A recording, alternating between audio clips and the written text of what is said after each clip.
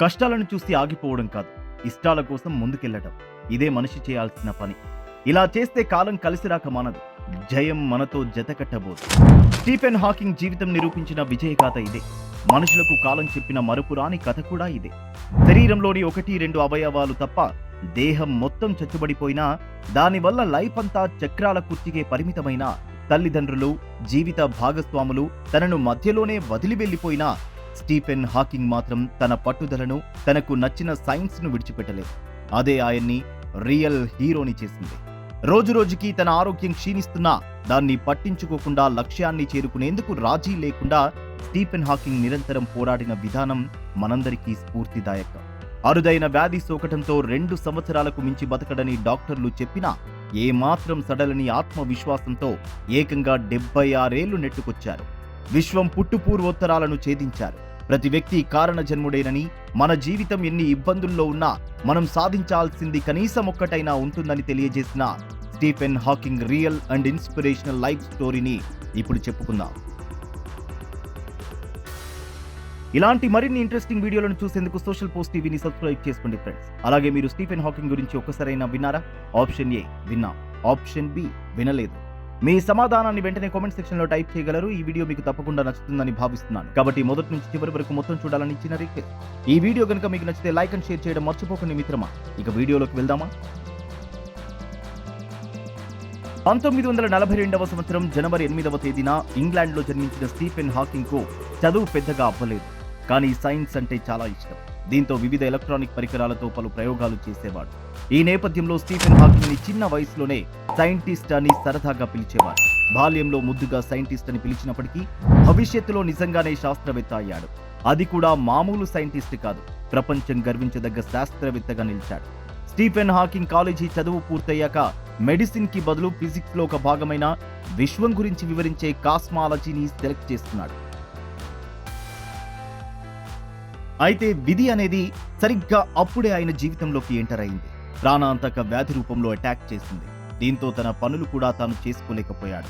తినటం, బట్టలేసుకోవడం, షూ కట్టుకోవడం వంటివి కూడా చేతనయ్యేది కాదు. ఈ నేపథ్యంలో స్టీఫెన్ హాకింగ్ ని ఆయన పేరెంట్స్ హాస్పిటల్ కి తీసుకెళ్లారు. వివిధ పరీక్షలు చేసిన వైద్యులు స్టీఫెన్ హాకింగ్ కి మోటార్ న్యూరాన్ అనే జబ్బు ఉన్నట్లు గుర్తించారు. ఈ రోగం వచ్చిన వాళ్ళు జీవోత్సవంలా అయిపోతారని చెప్పారు. 2 సంవత్సరాల కన్నా ఎక్కువ జీవించలేరని తేల్చేశారు. దీనికన్నా ముందు 23 ఏళ్ల వయసులో స్టీఫెన్ హాకింగ్ ఒక అమ్మాయిని ప్రేమించారు. అతనికి డిసీజ్ ఉందని తెలిసినా ఆమె పెళ్లి చేసుకుంది. ఈ దంపతులకు 3 పిల్లలు. మరోవైపు స్టీఫెన్ హాకింగ్ యూనివర్సిటీలో చేరి తన రీసెర్చ్ ని కొనసాగించాడు. ముఖ్యంగా బ్లాక్ హోల్స్ మీద లోతుగా పరిశోధించాడు. ఇలా 4 ఏళ్లు గడిచిపోయాయి.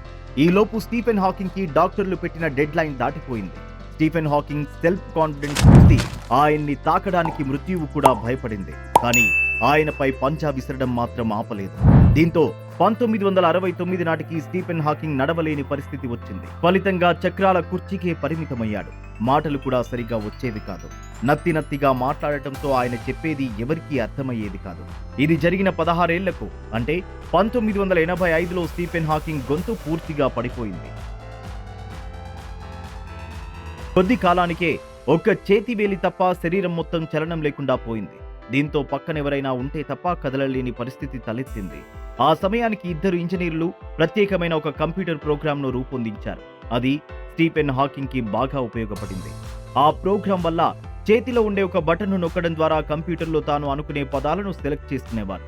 ఆ విధంగా ఆయన చెప్పదలుచుకున్న విషయాలను కంప్యూటర్ వాయిస్ రూపంలో వెల్లడించేవారు. కానీ విధి ఆయన్ని ఆ విధంగా కూడా ముందుకు పోనీయలేదు. మరోసారి తన ప్రతాపం చూపింది. చివరికి ఆ ఒక్క చేతివేలి కదలికను కూడా ఆపేసింది. స్టీఫెన్ హాకింగ్ పట్ల విధి ఎంత క్రూరంగా వ్యవహరించినా ఆధునిక సాంకేతికత అనేది ఆయన్ని ఎప్పటికప్పుడు ఆదుకుంటూనే ఉంది. మౌస్ తో అవసరం లేని మోడర్న్ టెక్నాలజీని ఇంటెల్ కంపెనీ డెవలప్ చేస్తుంది. అది చెంప మీద కండరాల కదలికల ఆధారంగా పనిచేస్తుంది. ఆ కంప్యూటర్ స్టీఫెన్ హాకింగ్ కి ఎంతగానో ఉపకరించింది. ఆయన చెప్పే పదాలను, చెప్పబోయే పదాలను అన్నింటినీ సెన్సార్ మరియు వాయిస్ సింథసైజర్ సాయంతో డేటాబేస్ లో స్టోర్ చేసి మనకు వినిపించేది. దీంతో ఆ కంప్యూటర్ సిస్టమ్ ని స్టీఫెన్ హాకింగ్ వీల్ చైర్ కి అమర్చి ఉంచేవారు. ఆ కంప్యూటర్ తోనే ఆయన కాలేజీల్లో లెక్చర్లు ఇవ్వడం, ఇతరుల సందేహాలను నివృత్తి చేయడం వంటివి నిర్వహించేవారు. ఒకవైపు స్టీఫెన్ హాకింగ్ ని మెడిసిన్ కాపాడలేకపోయింది. మరోవైపు భార్య కూడా ఆయన్ని కాదనుకుంది. దీంతో ఆ జంట 1995లో విడిపోయింది. అదే సమయంలో ఓ నర్స్ స్టీఫెన్ హాకింగ్ ని రెండో పెళ్లి చేసుకుంది. తనకు ఎన్ని అవాంతరాలు ఎదురైనా ఆయన మాత్రం తన పరిశోధనలను కొనసాగిస్తూనే ఉన్నారు. రీసెర్చ్ లో తాను కనుగొన్న అంశాలతో స్టీఫెన్ హాకింగ్ ఒక బుక్ రాశారు. A brief history of time from the big bang to black hole అనే పుస్తకంలో విశ్వం గురించి, దేవుడి ఉనికి గురించి ఉంది.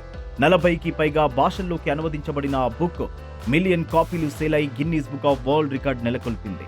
ఈ పుస్తకాన్ని కాలం కథ అనే పేరుతో తెలుగులోకి కూడా ట్రాన్స్లేట్ చేశారు. దీంతో పాటు తన పరిశోధన అంశాలతో కూడిన మరో 15 పుస్తకాలను కూడా స్టీఫెన్ హాకింగ్ అందుబాటులోకి తెచ్చారు. ఆయన కనుగొన్న విషయాలు భౌతిక శాస్త్రం భవిష్యత్తుని సమూలంగా మలుపు తిప్పాయి. స్టీఫెన్ హాకింగ్ తన ప్రతిభా పాఠవాలతో కేంబ్రిడ్జ్ యూనివర్సిటీలో 30 ఏళ్ల పాటు ప్రొఫెసర్గా పనిచేశారు. ఆయన జీవితం ఆధారంగా ది థియరీ ఆఫ్ ఎవ్రీథింగ్ అనే సినిమా తీయగా దాన్ని ఆస్కార్ అవార్డు సైతం వరించింది. ఫిజిక్స్ కి స్టీఫెన్ హాకింగ్ చేసిన సేవలకు గాను అమెరికా ప్రభుత్వం అత్యున్నత పురస్కారాన్ని బహూకరించింది. స్టీఫెన్ హాకింగ్ కి ఇలాంటి అవార్డులు 10కి పైగా రావడం విశేషం. ఇదంతా ఒక ఎత్తు అయితే స్టీఫెన్ హాకింగ్ జీవితంలో మరో ఆసక్తికరమైన పరిణామం కూడా చోటు చేసుకుంది. అంతరిక్షంలోకి వెళ్లాలనేది ఆయన చిరకాల స్వప్నం, కానీ అది నెరవేరలేదు. అయితే దానికి బదులుగా ఒక పారిశ్రామికవేత్త సహకారంతో జీరో గ్రావిటీలోకి మాత్రం వెళ్ళగలిగారు.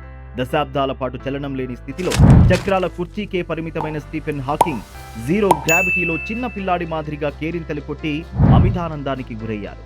అరుదైన ఆ దృశ్యాన్ని చూసిన వారి కళ్ళు ఆనంద బాష్పాలతో చెమర్చాయి. స్టీఫెన్ హాకింగ్ సైతం ఆ సంతోషకరమైన క్షణాలను గుర్తు చేసుకుని మధురమైన అనుభూతిని పొందారని చెప్పారు.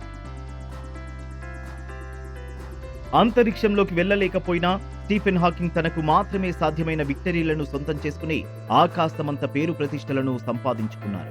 2018వ సంవత్సరం మార్చి 14వ తేదీన 76 ఏళ్ల వయసులో తిరిగి రాని లోకాలకు వెళ్లిపోయారు.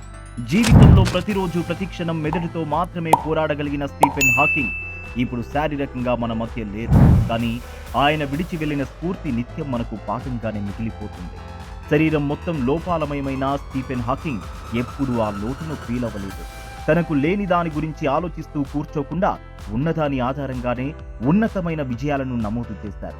ప్రతి ఒక్కరూ తమ జీవితంలో ఏదో ఒకటి సాధించాలని మౌనంగా బోధించారు.